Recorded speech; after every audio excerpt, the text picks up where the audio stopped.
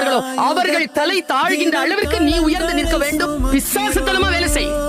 தேவதையாக எல்லாவற்றையும் அனுபவிக்கலாம். ஏதேனும் அவமானம் உங்களுக்கு நேர்ந்தால் அங்க வந்து நீங்க அதை லேடரா மாத்துங்க.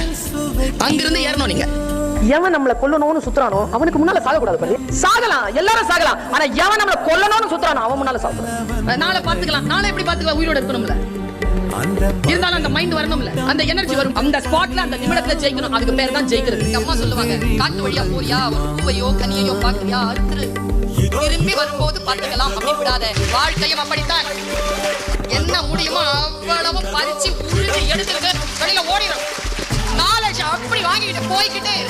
எத்தனை பேர் தோல்வி அடைந்திருக்கிறீர்கள்? நாளை என்று தள்ளி போட்டுட்டு ஜெயிக்கிறவங்களுக்கு உங்களுக்கும் இருக்கக்கூடிய ஒரே வித்தியாசம், காலத்தால் அவன் பயிர் செய்தான், நீ காலத்தை கைவிட்டு விட்டு பிறகு பார்த்துக் கொள்ளலாம் என்று இருந்தாய். மகிழ்ந்திருக்கு. வாழ்க்கையின் உயிரோடு இருக்கக்கூடிய வினாடிகளே மகிழ்வதற்காக